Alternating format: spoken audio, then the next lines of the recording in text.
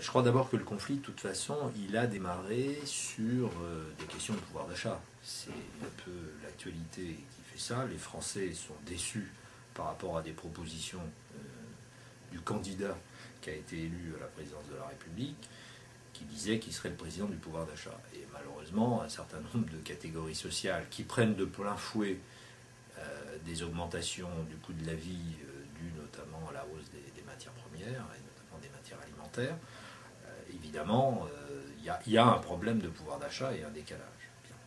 Et puis alors, dans la grande distribution, on a le phénomène que le slogan qui est devenu plus qu'un slogan, mais un vrai élément politique, de politique du gouvernement, c'est-à-dire travailler plus pour gagner plus, dans la grande distribution, ils demandent à travailler plus, puisque si on prend le cas des caissières, qui est un peu emblématique, parce que tout le monde les côtoie le samedi, ou beaucoup de Français les côtoient le samedi, c'est des femmes, la plupart du temps, qui voudraient travailler plus parce qu'elles ne sont pas à temps plein, mais à temps partiel, obligées, pas choisies, mais contraintes.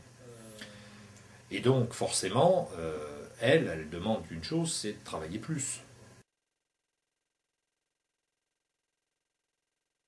L'actualité commande de parler d'abord du pouvoir d'achat, puisque c'est le sujet politique majeur et c'est a priori une préoccupation extrêmement importante des Français par rapport à des promesses qui manifestement, des promesses électorales, des promesses qui n'ont pas été tenues et on voit mal comment elles pourraient l'être. Donc forcément, c'est le sujet qui est mis en avant par les médias et c'est légitime, là, c'est parce que je crois que ça correspond à une vraie préoccupation. Quelque chose qui est plus discret par rapport au traitement de l'actualité, c'est la question des conditions de travail. Or, elle est difficilement détachable s'agissant de la situation des salariés de la grande distribution, elle est difficilement détachable de la question du pouvoir d'achat. À la fois en raison des contraintes qui pèsent sur les salariés, il y a des problèmes de pouvoir d'achat et il y a des problèmes de conditions de travail qui sont souvent indissociables. Et même si on en parle moins, c'est des problèmes réels qui font que non seulement ces salariés ils ont du mal pour joindre des deux bouts, mais en plus ils rencontrent d'énormes difficultés dans leur travail. Et souvent, des salariés, par exemple, qui rencontrent des problèmes de santé du fait des conditions de travail, ils ont quand même malheureusement beaucoup de risques de se retrouver éjectés pour inaptitude ou de perdre leur emploi. Donc la situation dans ce secteur-là, elle est effectivement pour les salariés relativement difficile. À la fois, ils gagnent peu et à la fois, ils travaillent dur.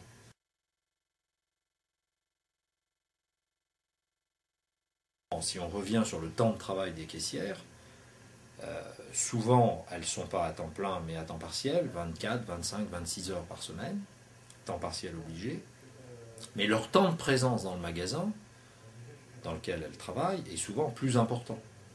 C'est-à-dire qu'elles sont là dans une flexibilité importante, à savoir qu'elles ne savent pas déjà d'un jour sur l'autre ou d'une semaine sur l'autre quel va être exactement leur horaire de travail.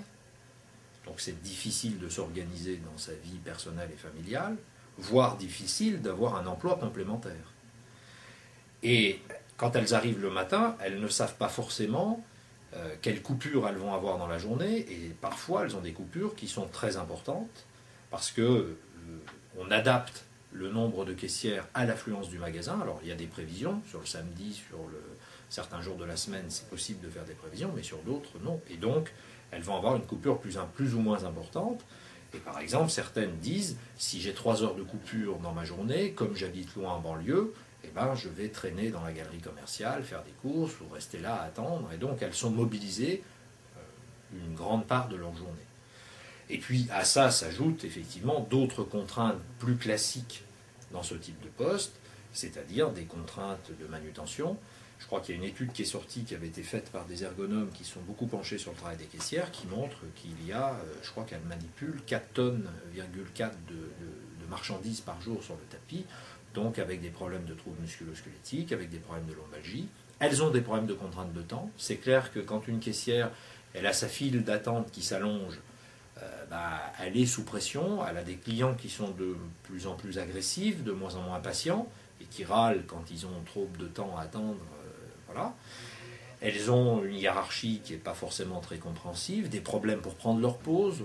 Il y a vu une série de reportages ou de témoignages ces derniers temps à cause de l'actualité qui montrent que même pour aller aux toilettes, c'est contingenté. Elles ne peuvent pas aller aux toilettes comme elles veulent, donc avec un certain nombre de mots qui sont accrochés à cette contrainte-là. Il y a des problèmes de harcèlement, il y a des problèmes de... Elles ont beaucoup de mal. Alors c'est vrai que ça a surpris cette grève parce que c'est pas un secteur qu'on a l'habitude de voir en grève parce que à cause de la précarité, pour faire la grève, ça dénote quand même un certain nombre, un certain ras-le-bol.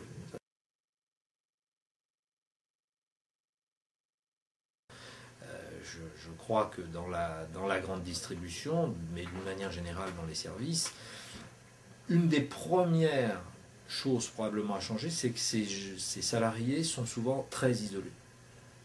Dans les témoignages moi, que j'ai pu lire ou voir sur le sujet, on remarque bien que, je ne veux pas dire que c'est organisé pour ça, mais d'une certaine façon aussi, les caissières, par exemple, elles se rencontrent rarement. Alors, elles peuvent parler d'une caisse à une autre, mais quand il y a affluence et qu'elles sont sous contrainte de temps, elles ne parlent pas. Elles sont extrêmement accaparées par leurs tâches.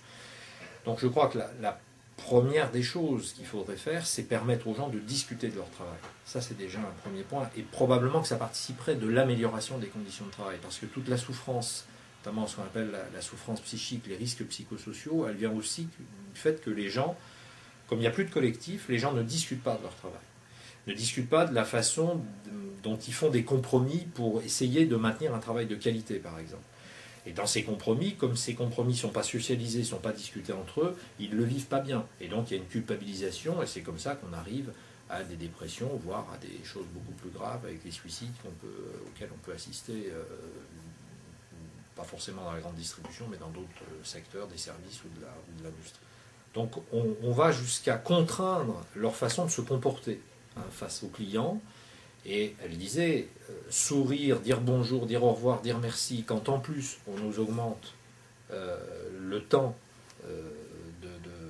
non pas le temps, mais la contrainte de temps pour enregistrer un produit, pour le scanner, etc. Et il faut débiter des clients, et chaque jour la contrainte, ou chaque année la contrainte est plus importante, ça devient insupportable à gérer. Et donc voilà, tout ça, ça fait partie de choses qui sont à discuter. C'est clair que il y a quand même dans la grande distribution une chasse à tout ce qui est représentation du personnel, à tout ce qui permettrait justement ce débat. On préfère des personnels qui sont dociles et qui tournent, et on préfère virer les gêneurs. Donc on est loin là d'une amélioration des conditions de travail.